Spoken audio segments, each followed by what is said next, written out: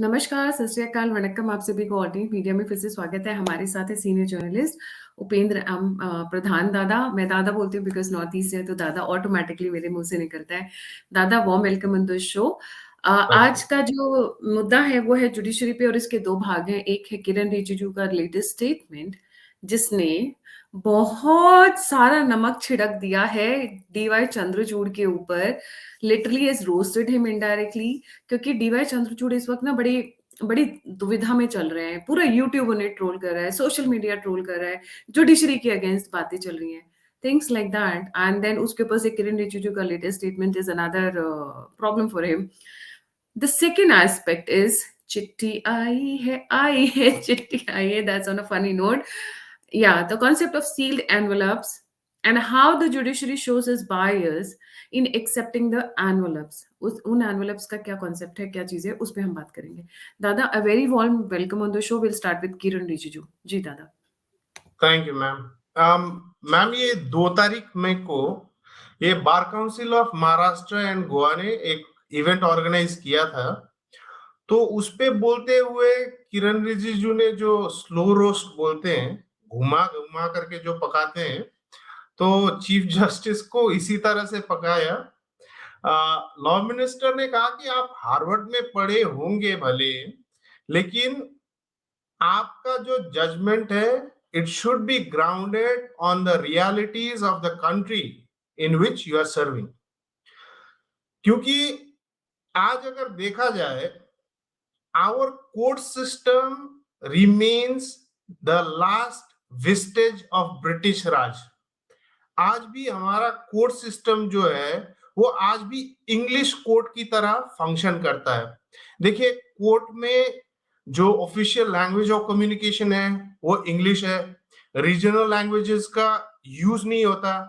Almost 99% of our citizens are unaware of the various intricacies of law. I am a journalist, लेकिन मुझे भी law का उतना ज्ञान नहीं है जितना शायद होना चाहिए था, because the laws were not written for India. It was written by the British government to rule over India back in the day. आप सोचेंगे कि मैं ये क्यों बोल रहा हूं। 1947 के बाद हमारे लॉज चेंज तो हुए हैं, लेकिन if you look at the history of our law, everything is rooted in British era. जैसे इंडियन पीनल कोड बोलते हैं, इंडियन पीनल कोड का रूट है 1860 के आईपीसी जो ब्रिटिश ने इंट्रोड्यूस किया था। हम लोग सीआरपीसी बोलते हैं, वो 1882 में बना था। रिसेंटली दार्जिलिंग में एक केस हुआ विच शॉक मी। कुछ हमारे ट्रेडिशनल जो पूजा करते हैं हम, उसमें मछली यूज होता है, तो मछली पकड़ने के लिए एंगलिंग करते हैं। जैसे एक बल्छी लेकर के बैठ गए, एंगलिंग करते हैं। It is one of the most sustainable forms of fishing, क्योंकि एक ही बंदा जाता है, एक मछली पकड़ता है एक टाइम में। तो एक डीएफओ ने उस पे रोक लगा दिया, बोला कि ये दिस इज अगेंस्ट कंजर्वेशन। अब हम लोग नदियों में हमारे पूर्वजों के टाइम से वहां पूजा के लिए मछली ऐसे ही पकड़ते हैं। इन्होंने टूरिज्म पे बैन नहीं लगाया, लेकिन उस एंगलिंग पे बैन लगा दिया। तो एंगलिंग पे जब बैन लगाया, हमने पूछा कि ये ऑन व्हाट बेसिस, तो बोला Indian forest act of 1927। Can you imagine, आज भी हमारे देश में वो कानून लग रहे हैं, लागू किए जा रहे हैं, जो ब्रिटिश ने बनाए थे अगेंस्ट आवर सिटीजन। तो किरण रिजिजू ने जो बोला है, it is one of the most important points he has made, that our laws are cut off from everyday people, or our court system are still covertly British। मतलब आज भी हम लोग ब्रिटिश छोड़ के चले गए, लेकिन आज भी उन्हीं के लॉ के तले हम लोग दबे पड़े हैं। इसको चेंज करना चाहिए, और ये चेंज करने के लिए जो लीड होता है, पहला कदम सुप्रीम कोर्ट को चलाना चाहिए। जी मैम। जी, very sorry, very important points दादा। The next point that I am asking is कि ये सील्ड एनवेलप कहाँ है जहाँ पे इनका बायस पूरा दिखता है? मतलब सीक्रेट डॉक्यूमेंट्स, सील्ड डॉक्यूमेंट्स, वो क्या बोलते हैं, सीक्रेट चिट्ठी। जी दादा। नहीं, देखिए, sealed envelope is a well established practice.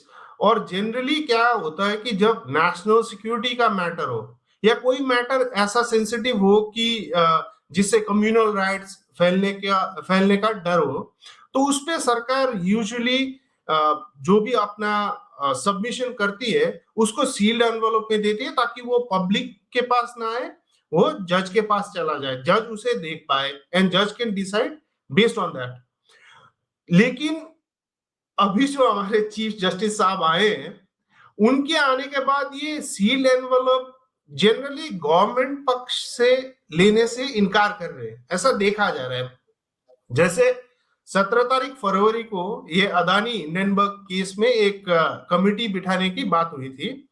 तो सरकार ने सील्ड एनवेलप में कमिटी के नाम सजेस्ट किए थे, तो उसपे चीफ जस्टिस साहब ने इनकार कर दिया, बोला कि ये नहीं ले सकते, सील्ड एनवेलप में नहीं ले सकते।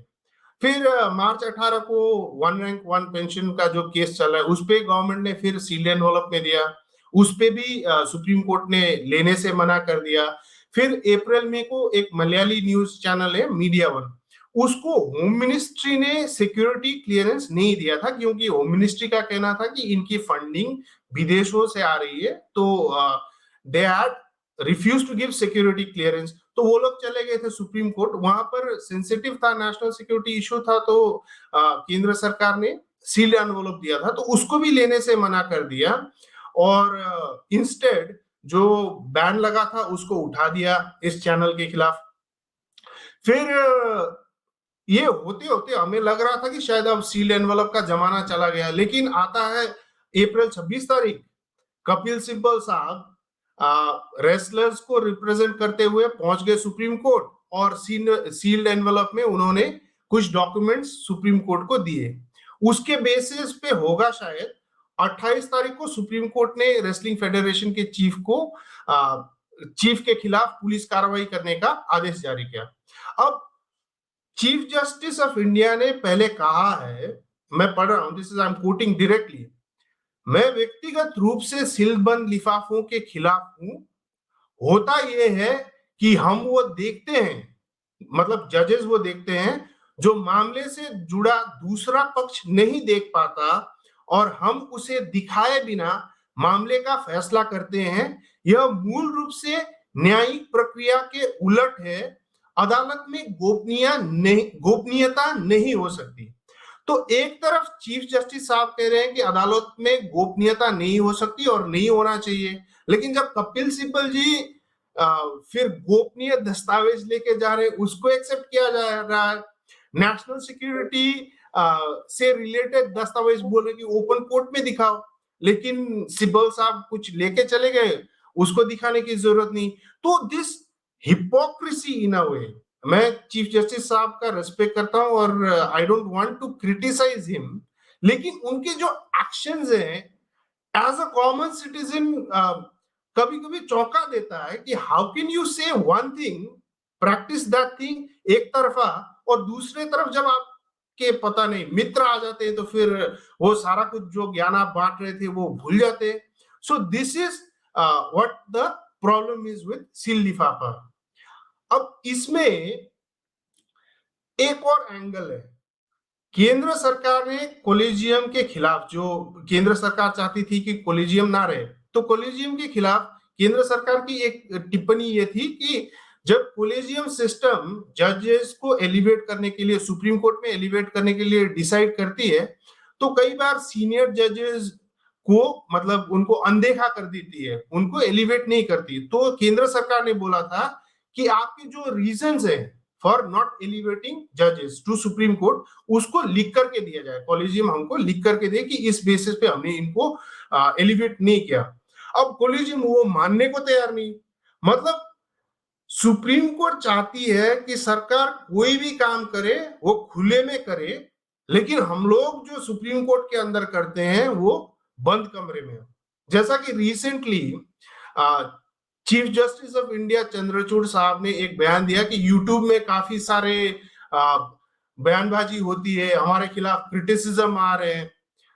तो सर, अगर आप क्रिटिसिज्म नहीं चाहते तो make everything open, have same set of rule, मतलब हर किसी के लिए एक ही रूल हो, एक ही लॉ हो, तो क्रिटिसिज्म का आने का तो कोई सवाल ही पैदा नहीं होता। आप अगर दोधारी नीति का प्रयोग करते हैं तो नेचुरली सिटीजन्स तो सवाल करेंगे, क्योंकि ये हमारा अधिकार है और ऐसा होना भी चाहिए। We are still democracy. जी मैम। नहीं, एक चीज़ और बहुत फ़नी है, क्योंकि मैं इस वाले कमेंट से फिर वापस सील्ड एनवेलप पे आऊँगी। CGI Chandrachud, lot of funny stuff is going on in YouTube. What we need जी to control, because this is serious stuff. What happens in the court is extremely serious stuff. Yes, sir, what happens in the court is extremely serious. That is why you have to remember few things. You're not sitting in Oxford and Harvard and UK and US. You're sitting in India. Keep the context. आप जब same sex की बात करते हैं, आप जब gender fluidity की बात करते हैं, तो भारत का कौन सा ऐसा ऋग्वेद, वेदास है या किताबें हैं या कुरान है या बाइबल है जो सेम सेक्स मैरिज को प्रमोट करता है? Please quote us that. Number one. Number two, this is serious stuff, yes. पर जब बात आती है, मैं यहाँ पर मैं जब आप बात कर रहे थे दादा, serious stuff, let me show you picture. This, you are a serious matter, sir. Look at the person who is in the circle. This man is a serial offender. And yet he's taking a picture with you. Orissa का case ना ये? उड़ीसा का case दादा, ये आप ही तो ना। Child molester था ना ये बंदा? Exactly. Now you want us to take seriously. You want us to take you seriously. Then please make sure the people around you are okay. जो आपके साथ फोटोग्राफ ले रहे हैं, you want us to take us serious, want us कि हम आपको seriously लें, तो जरा ये जो दोनों केसेस हैं जरा इस पे कंपेयर कर लेते हैं दादा। इन्होंने किन किन को रिटर्न किया, ठीक है? OROP case again something national literacy का, क्या देश इतने मैं ये नहीं बोलती हूँ कि पेंशन नहीं मिलनी चाहिए, but I am sure there must be something, some reason कि जिसकी वजह से चीजें नहीं वर्कआउट हो रही हैं। Maybe the government knows it better. Adani Hindenburg case, everybody knows Adani is investing in infrastructure that is for India's benefit, right? चाहे वो स्वेस कैनाल में हो, चाहे वो मलेशिया में हो, चाहे वो श्रीलंका में हो, चाहे वो इंडिया में हो। Media one case, again a case जो कि नेशनल सिक्योरिटी से रिलेटेड था। आप ये तीनों वापस कर देते हैं, but you want us to take you seriously. But आप कौन से केस एक्सेप्ट करते हैं सील्ड एनवेलप्स में? Let's have a look at that. दोनों के डिफरेंस देखिए, दोनों के उसमें। आप चाहते हैं कि हम 2G को लें जिसमें कांग्रेस, आप लेते हैं सील्ड एनवेलप 2G केस जिसमें Congress involve, Rafale case Congress involve, Bhima Koregaon case again leftist involve, Assam NRC goes against the BJP government, restless case again goes against the ecosystem. आप अपने आप को खुद प्रूफ कर रहे हैं, हम नहीं बोल रहे हैं, हम तो सिर्फ एनालाइज कर रहे हैं जो आपने किया है।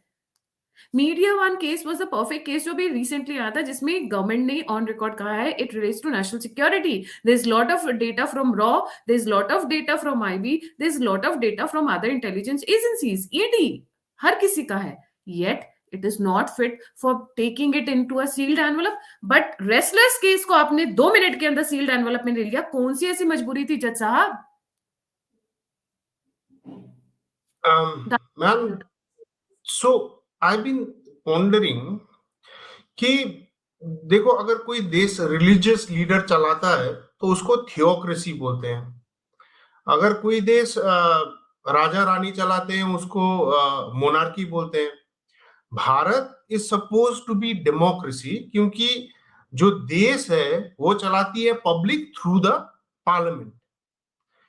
लेकिन अब एक चौथे टाइप का वो बन के आ रहा है, जुडियोक्रेसी बोल सकते हैं उसे, वेयर द जजेस विल रन द कंट्री। मैं ये क्यों बोल रहा हूं, देखो रिसेंटली सुप्रीम कोर्ट ने एक ऑर्डर पास किया और उसमें कहा कि इलेक्शन कमीशन, जो चीफ इलेक्शन कमिश्नर होते हैं या बाकी इलेक्शन कमीशन के मेंबर्स होते हैं, उनके अपॉइंटमेंट में prime minister of India, opposition leader of opposition, और उसमें बोला है single largest party leader of opposition, क्योंकि अगर पूरे एमपीज ना हो तो एलओपी का वो नहीं मिलता है ना। तो लार्जेस्ट पार्टी ऑपोजिशन के और चीफ जस्टिस ऑफ इंडिया मिलके डिसाइड करेंगे कि इलेक्शन कमिशन में कौन कौन रहने चाहिए। पहले क्या होता था कि election commissioner was selected by the honourable president based on union cabinet का जो रिकमेंडेशन जाता था उसके बेसिस पे इलेक्शन कमीशन के मेंबर्स का चयन होता था। अभी बोल रहे हैं कि सुप्रीम कोर्ट के चीफ जस्टिस को रखो उसमें। अब इसमें प्रॉब्लम क्या आती है, देखो चीफ जस्टिस को किसी ने इलेक्ट नहीं किया, ना वो किसी के लिए आंसरेबल है। देखिए जैसे प्रधानमंत्री हो गए, लीडर ऑफ ऑपोजिशन हो गए, इन्होंने अगर ढंग से काम नहीं किया तो जनता को अधिकार है इनको कुर्सी से हटाने का। We vote every 5 years to elect our leaders. लेकिन सुप्रीम कोर्ट के जज को कौन इलेक्ट करता है, कौन सिलेक्ट करा? क्या ये पार्लियामेंट के थ्रू सिलेक्शन हो रहा है? क्या ये प्रेसिडेंट के थ्रू सिलेक्शन हो रहा है? क्या ये पब्लिक वोट करके कर रही है? नहीं, they are being selected through a system which is highly nepotistic. जैसे भाई भतीजावाद बोलते हैं, हम लोग बॉलीवुड का क्रिटिसिज्म करते हैं, हम लोग पॉलिटिशियन का करते हैं, जुडिशियरी में भाई भतीजावाद की बात करें, that is at a whole different level. जैसे मैं ये कुछ इश्यूज देख रहा था कोर्ट से रिलेटेड, मैं चौंक गया कि हमारे chief justice of India DY Chandrachud ji, इनके पिताजी भी चीफ जस्टिस ऑफ इंडिया रह चुके हैं and he was the longest serving chief justice of India. फिर अभी सुप्रीम कोर्ट के जस्टिस बीबी नागराथन है, शी इज डॉटर ऑफ दादा, former chief justice of India ji. we have been speaking and at on alternate media we have done couple of shows on the same अच्छा, that ये तकरीबन जितने लोग हैं 27 families नहीं मैं तो दो across। तीन नाम बोला था, ठीक है छोड़ो, इसको छोड़ आपने देते हैं। आपने दादा छोटी लिस्ट बनाई है, हमने पूरी लिस्ट बना दी थी। 27 फैमिलीज है जो जुडिशरी पूरा चला रही हैं, राइट ठीक है। फ्रॉम लॉयर्स टिल द जजेस। 27 फैमिली, ज्यादा बड़ी फैमिली नहीं है, वो पूरे देश की ठीक है। जुडिशरी संभाल रही है आज के डेट में। सो आई विल ठीक नॉट है। Go into that details because I wanted to remain focused on today ठीक है, हियर। फिर नहीं नेपोटिज्म तक खत्म कर देंगे ना, वो जो मैंने बोला था कि दादा, it is okay okay not okay a whole दादा, different game. Dada, yes. Okay. The thing is that, Dada, when we compare the two kinds of uh, the cases, जो ये सील्ड एनवेलप्स में ले रहे हैं और जो नहीं ले रहे हैं, एक कंपैरिजन मैंने जानबूझ के इसको इमीडिएटली बनाया जब आपने हाँ, बात करनी शुरू ठीक किया। है। एक बायस दिख रहा है टुवर्ड्स द हाँ जी। गवर्नमेंट। और दूसरा हम्म। पॉइंट जो हम देख रहे हैं कि आप अपना ऑक्सफोर्ड और हार्वर्ड जो है ना वहीं छोड़ के अंग्रेज चले गए, अंग्रेजी छोड़ गए। राइट? हाँ, हम्म। एक फनी वे में कहा जाता है।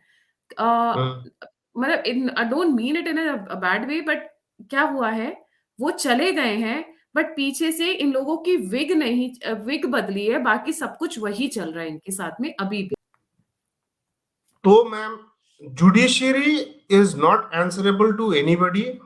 जुडिशियरी अपने आप एक लॉ बन चुका है। When the chief justice of India says we are not bound by the original interpretation of constitution, तो अब कॉन्स्टिट्यूशन से भी नहीं बने ये लोग, क्योंकि इंटरप्रेट तो खुद ही कर रहे हैं।